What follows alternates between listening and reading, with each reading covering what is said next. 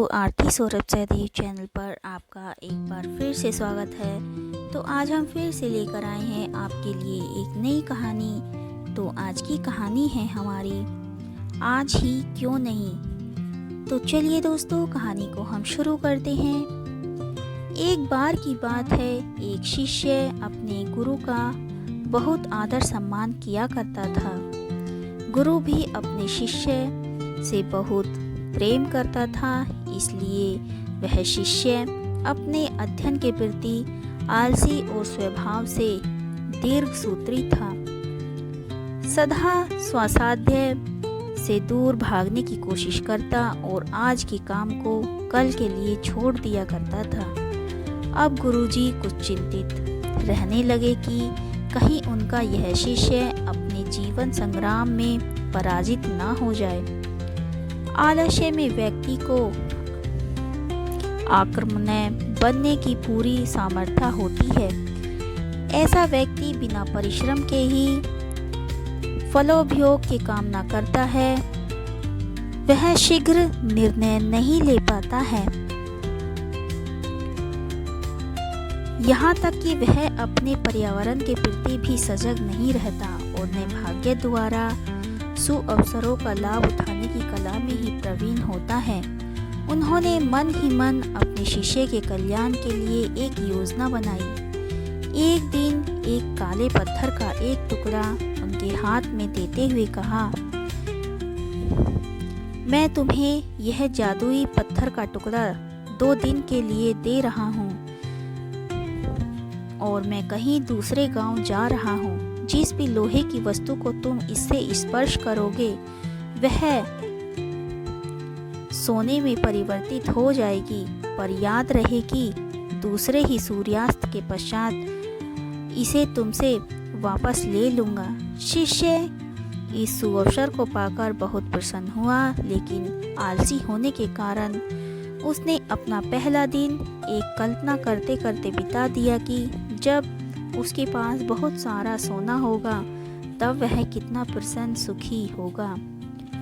इतने नौकर चाकर होंगे, उसे पानी पीने के लिए भी नहीं उठना पड़ेगा।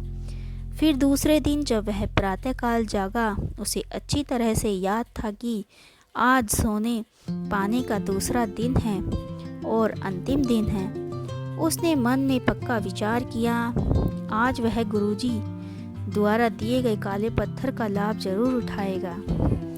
उसने निश्चय किया कि वो बाजार से लोहे के बड़े बड़े सामान खरीद कर लाए और उन्हें सोने में परिवर्तित करेगा।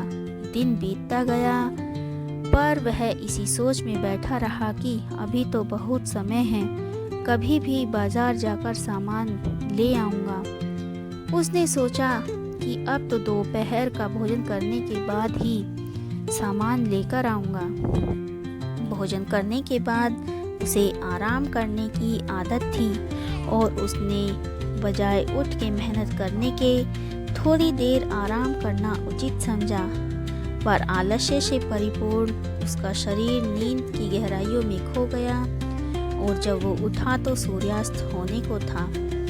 अब वह जल्दी जल्दी बाजार की तरफ भागने लगा, पर रास्ते में ही उसे गुरुजी मिल गए और उन्हें देखते ही वह उनके चरणों पर गिरकर उस जादुई पत्थर को एक दिन और उनके पास रखने के लिए याचना करने लगा। गुरुजी नहीं माने और उस शिष्य को धन होने का सपना चूर चूर हो गया। पर इस घटना की वजह से शिष्य को एक बहुत बड़ी सीख मिल गई। उसे अपने आलस्य पर पछतावा होने लगा।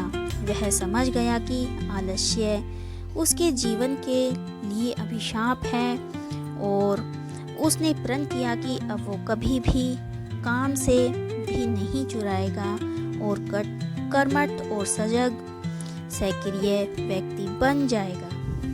तो दोस्तों, इस कहानी से हमें यह शिक्षा मिलती है कि जीवन में हर किसी को एक से बढ़कर एक अवसर मिलते हैं, पर कई लोग उन्हें बस अपने आलस्य के कारण खो देते हैं।